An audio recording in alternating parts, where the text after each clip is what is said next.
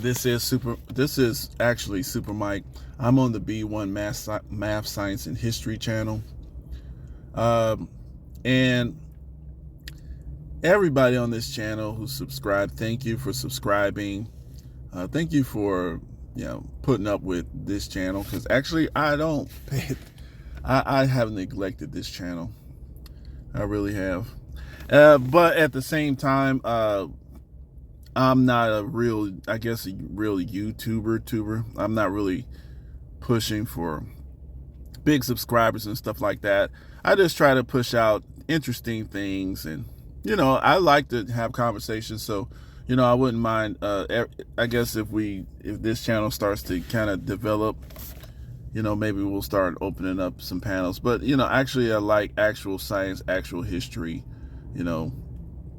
and I like to have actual conversations and try to ask questions with the actual intent of actually understanding.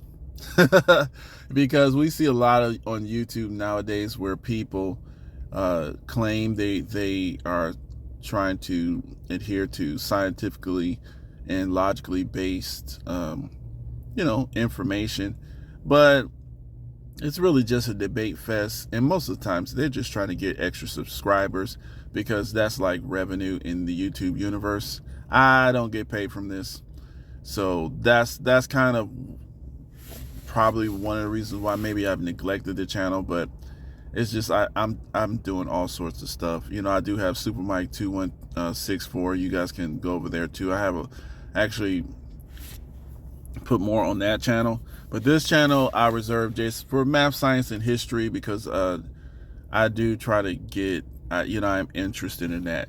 This particular, I'm just going to do some reading. I had some criticism, constructive criticism by a new subscriber, so I'm going to I'm going to try to listen. But sometimes when I have videos, I start off with music, because it helps me actually get into a certain mentality, so that I can actually move fluidly with it. But this time I'll just start talking. These type of the Annunaki. Now, this is a subject that usually I consider like a game, a pointless game. For a lot of people, they like to talk about the Sumerians and cuneiform tablets, and it's history. It's Black history. It just shows our original ancient nature.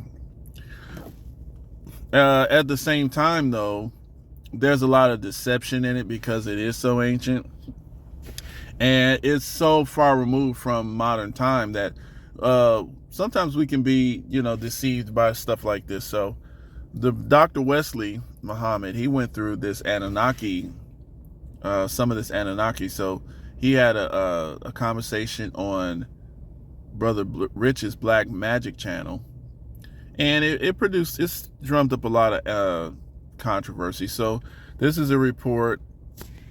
He says that the Anunnaki, they were not extraterrestrials from Nibiru, which was the planet that they said was like the 12th planet. They were black gods from Arabia. Now that sounds religious, but I ask people to understand this. When you're dealing with religion, that is actually history. If you look at it, it's your perspective on how you view things. If you're viewing things religiously, then you're going to see religion. But if you're viewing things historically, then that's what you're going to see. The terminology and the idea of what we today call God has been defined and redefined so many times. Today, we consider a God or God, the all-seeing, some magical being that's, everywhere at the same time and knows everything, and some, just nothing. It's just some magic that somebody have come up with. But is that the original idea and the thought behind what we would call a God? Is that the original idea? So let's read some of this. I'm going to go through some of this, and then, I might do a part 2. But I got this PDF that Dr. Wesley put out, and, just let me know what you guys think about it. It is kind of controversial. Maybe the purpose in it is just to kind of bring clarity to some of the actual history that some of these myths, because a lot of this stuff is myth, just like the Noah's Ark story. It's actually rooted in some truth, but over the thousands of years, it becomes fantasy. And just like God, so there's actual real history. And history is very important for us to understand because it helps us to see the patterns of human development. And that allows us to be better leaders, better visionaries for our current time, because we can plan better and we can hold our leadership more accountable because we know how things can turn out. So let's look at it. We got the Anunnaki, what Zachariah Stitchin got wrong, who are the Anunnaki, the Council of 12, Summer, land of the black gods, the Afro-Sumerians, Austenology, Trump's iconography, Sumerians and Arabian Cushites, Arabian as Vagina Gentum, Afro-Akkadians, original Semites, not half, Semi, breeds, the African origin of Semitism, Arabia and the religion of the black god, birth of the religion of the black god, the bull, the goddess, and the rectangle. His throne is ever on water. Summing it up, the black god's sacred myth, no goddess religion, the myth of the black god. Interesting. So Allah, black god of ancient Arabia, Semitic god, there is no El, Elohim, or Ilu, just Allah. Allah, black god of power and light, the Anunnaki, Allah, gods of ancient summer, Enlil. So these are, like I said, and I'm not familiar with the story of the Sumerians and Anunnakis and stuff, so this is all new for me as well. I'm just going through here as far as to also educate myself and then also, just update the channel, because these are just interesting things to me. All right, so the Anu, the great black bull, the Unkulukulu and Allah, Enki, the black bull god, Enki as Canusio Oppositorium, Enki and the sacred science of the black god, and Enki equals Allah. All right. So the Anunnaki.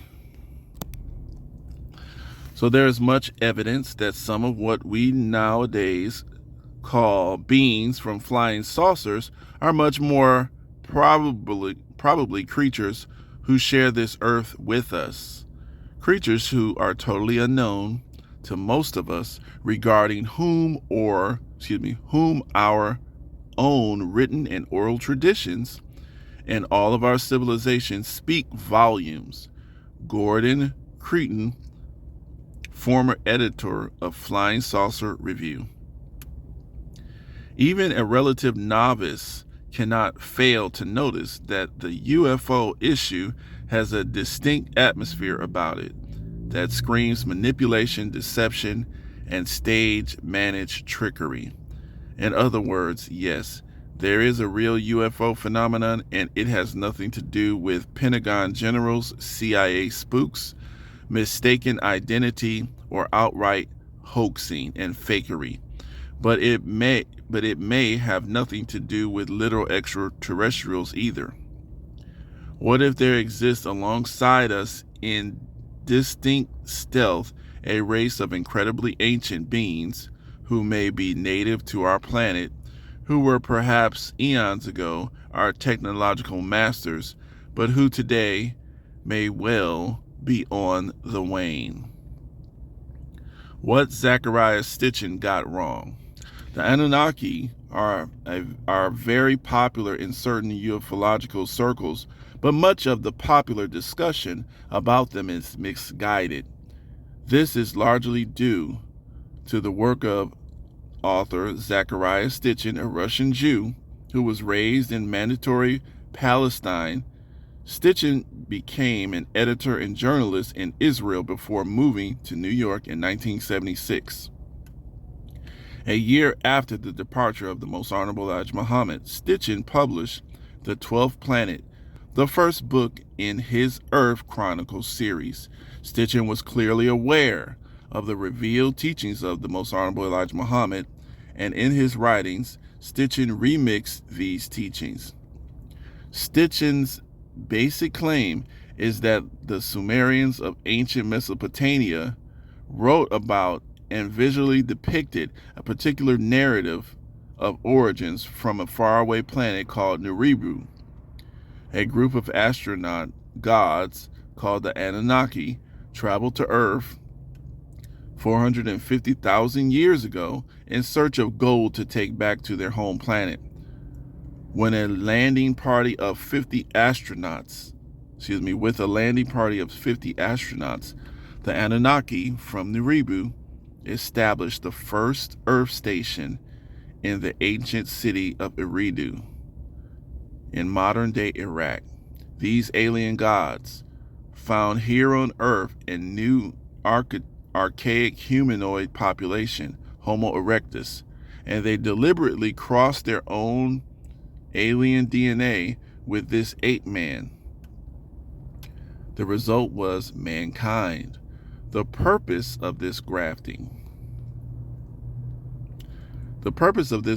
project was to produce a slave population that would mine gold in the African mines, freeing the Anunnaki gods from this task, as Sitchin wrote.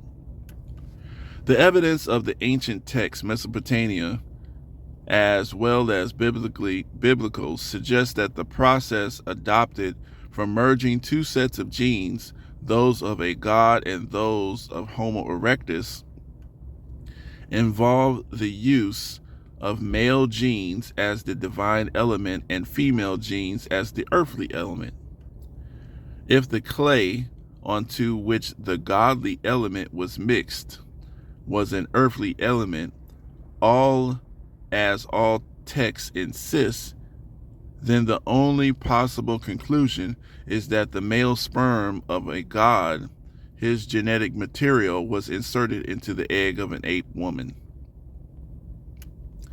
This distinctly Sitchin tale has transparently an adaptation from the Honorable Elijah Muhammad's teaching about Yaqub and the origin of human races via grafting.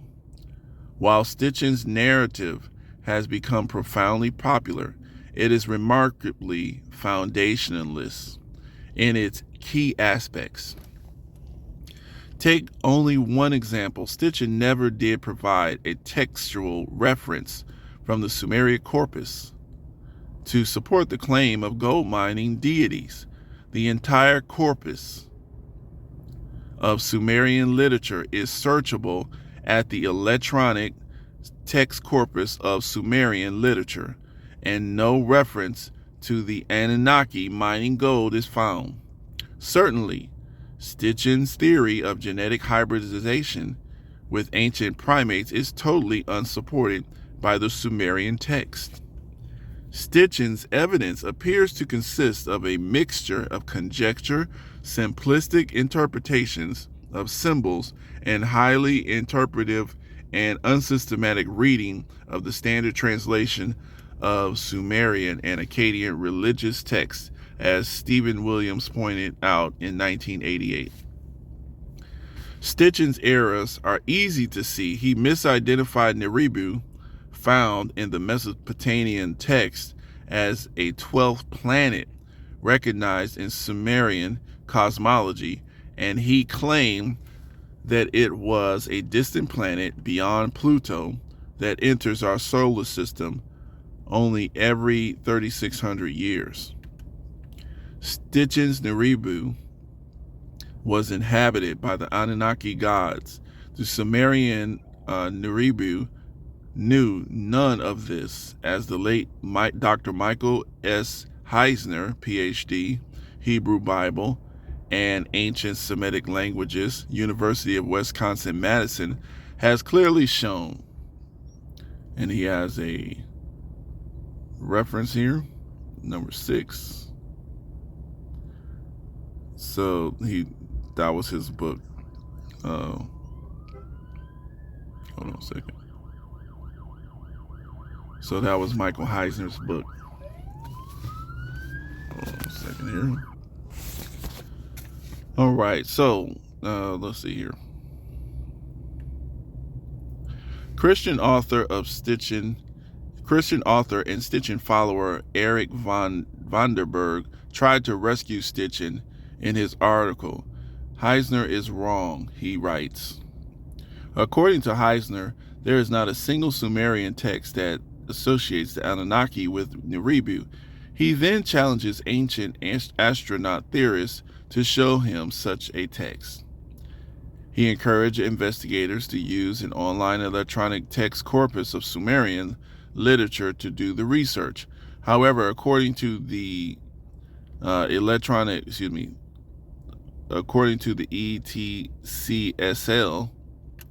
not only are the Anunnaki found in Neribu, but they are found frequently.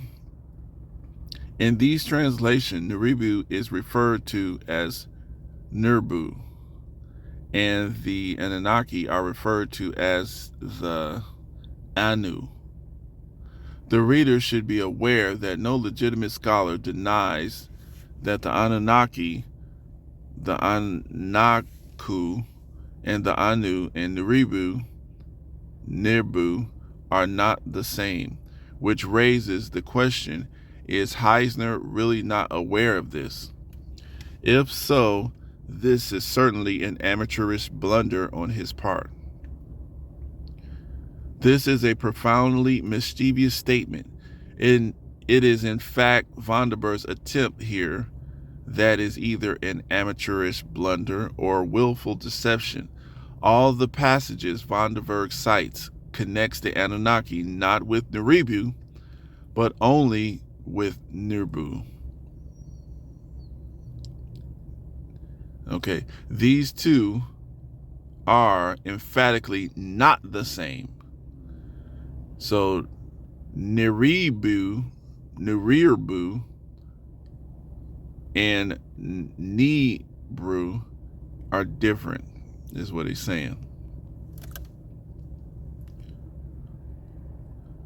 So these are emphatically not the same, as Mesopotamia scholars know.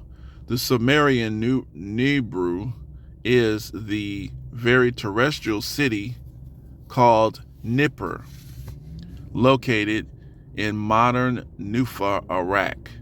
There is nothing extraplanetary about Nerbu, as Vandenberg himself confesses.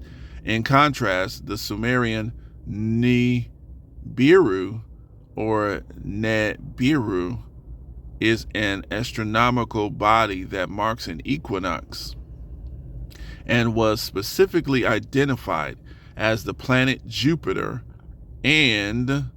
or a star of Jupiter. And this, he has a reference for you to go check out yourself. Emmanuel Friedman, right down here in Cuneiform Library. Vandenberg could find no text that associate the Anunnaki with Nibiru as an attempt to salvage Stitchen's theory. This was a spectacular failure.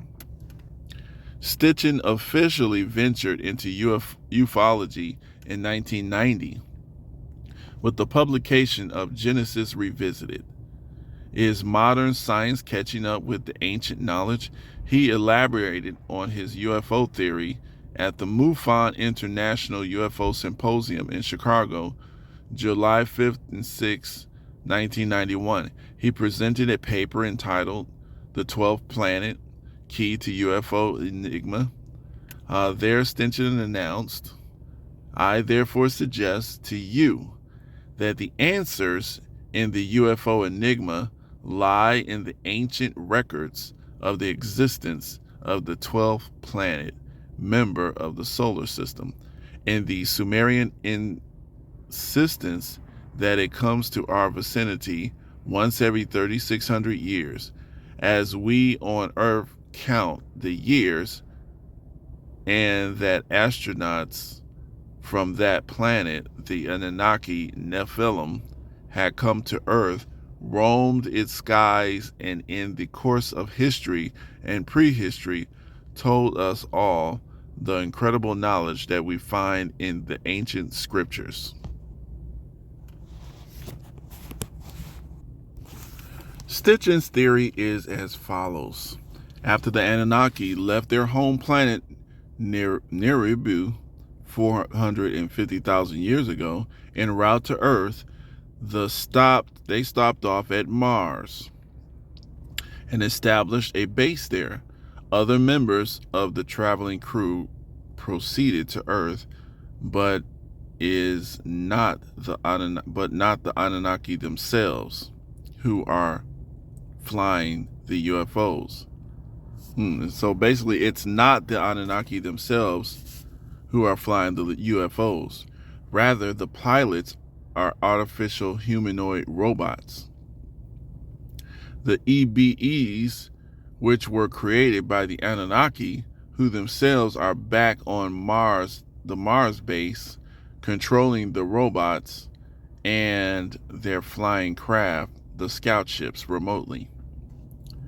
While it is appropriate to integrate the Cydonia and other Mars anomalies research into the UFO discussion, I have shown in my recent book that Mars is not the base of operations for the advanced craft that are flying around within Earth's atmosphere. And the whole Anunnaki from planet Nibiru claim is totally foundationalist, as we saw above. So basically, if you don't know what Cydonia is, I think I put something on here. There is a mountain in Mars that has a face, and I know that they say that it's just a random mountain, but there is a face there basically, and there's other structures on Mars that look very intentionally put. So that's what they're talking about there. Who are the Anunnaki? Let's see. So copper alloy foundation, Mesopotamian gods wearing. So these are 2130 BC is 4,130 years ago at least.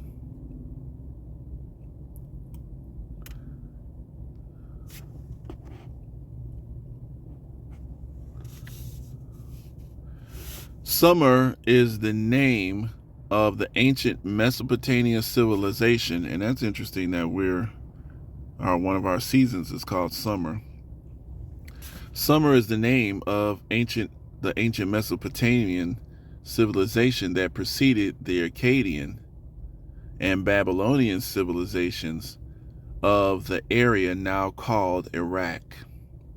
It is believed by many. Now, that's also, as a side note too, that's interesting that when they had the war in Iraq, that they literally destroyed a lot of those ancient artifacts, burned them. Shock and awe. George Bush did that. Sumer is the name of the ancient Mesopotamia that preceded the Akkadian and Babylonian civilizations of the area now called Iraq. It is believed by many scholars,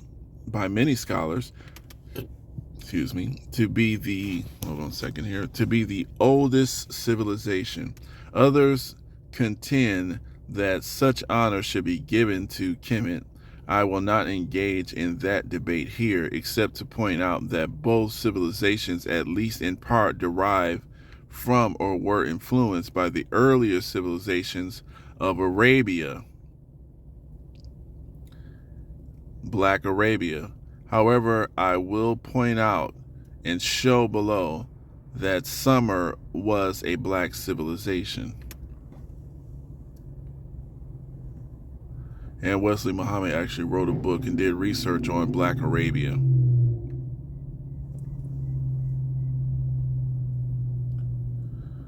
So the chief deity of the Black Sumerians was called An, sky heaven.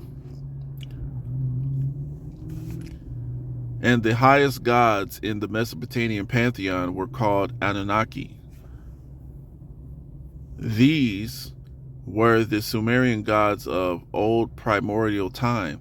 These gods were men, as T. Jacobson observed in his article Primitive Democracy in Ancient Mesopotamia. The Sumerians and Akkadians pictured their gods as human in form, governed by human emotions and living in the same type of world as did men. See, that's what gods are. Okay, so anyway, the main difference is that these human gods are supreme in knowledge and power. Sam Kramer in History Begins at Summer wrote. Let's see here.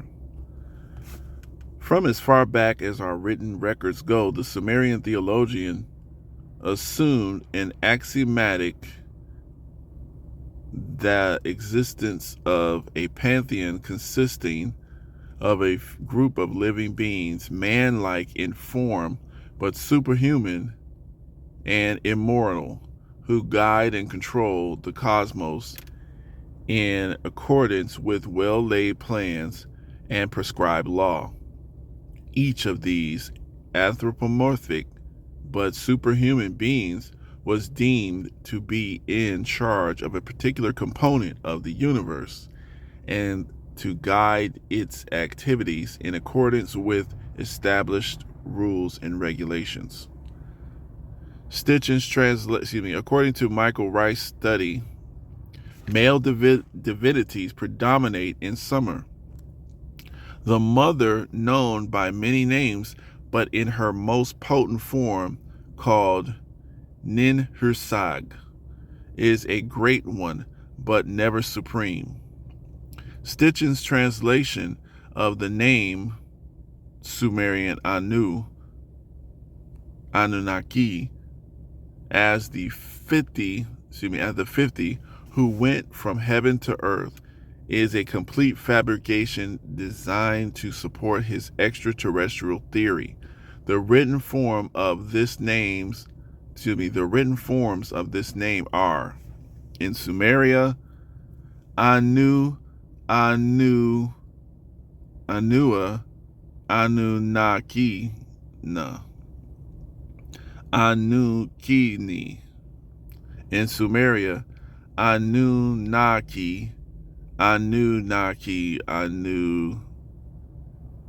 Kiki, Ki. And then logographic. Okay, they have the same thing basically there. So that's all I'm going to read right now. Actually, this Council of 12, hold on a second. I think I will read this because this is actually pretty interesting. It covers some stuff that we...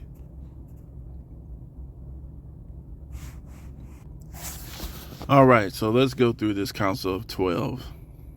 The Council of 12. E. Theodore Mullen, in his very enlightening book, The Assembly of Gods, Divine Council in Canaanite and Early Hebrew Literature, observes, the concept of the Divine Assembly, or the Assembly of the Gods, was a common religious motif in cultures of Egypt, Mesopotamia, Canaan, Phoenicia, and Israel. In my book, The Book of God, an encyclopedia of proof that the black man is God, this is Dr. Wesley talking, I extensively treat this divine assembly as recorded in those various religious cultures. What is the origin of this common religious motif? According to the teachings of the Honorable Elijah Muhammad, a planetary catastrophe occurred on the earth 66 trillion years ago. After the planet resettled, a group of survivors, a tribe of black gods called Shabazz, established a new government structure in the holy city of Mecca in Arabia. 12 seats of power were erected there, and a divine council of 12 became the governing power of the whole universe. This identity of these 12 special men, gods, is totally hidden from the public. The language of these men is Arabic, and their way of life is Islam. The Supreme Being is the wisest among the 12, and his identity is secret outside of that circle. These men hold all knowledge within their circle. This is why they are called 12 major scientists. These seats of power are passed down from father to son. The Supreme Being among them is Allah, and collectively these 12 are also called Allah. So the Holy Quran refers to this divine body as Al-Mala Al-Allah, the exalted assembly. And then that's ayat 30, chapter 37 and verse 8 to chapter 38, verse 69, 70. They are also called the 12 Imams. The recognition and or worship of this dodecathedron, 12 gods, is at the root of ancient religion. The ancient Egyptians knew of a Palt Niteru, company of the gods, consisting of 12 deities associated with the zodiac. The 12 Adiyas, or supreme sovereigns of Sanskrit literature and Indic reflections of the same divine court. The Greek Olympian gods are rooted in the ancient Aboriginal tradition, which itself represents the widespread recognition of and theologizing upon the exalted assembly. So 12 major scientists enthroned in Black Arabia as sovereign Lord of the cosmos. So I'm going to stop right there. I might pick this up a little bit later, but I think this was a little bit interesting. I'm going to go into do this. Actually, I'll try to find a more interesting portion, and we'll just go through bits and pieces of this and just put this out there. All right, let me know what you think. Share this message, press the like button. Thank you for listening. Peace.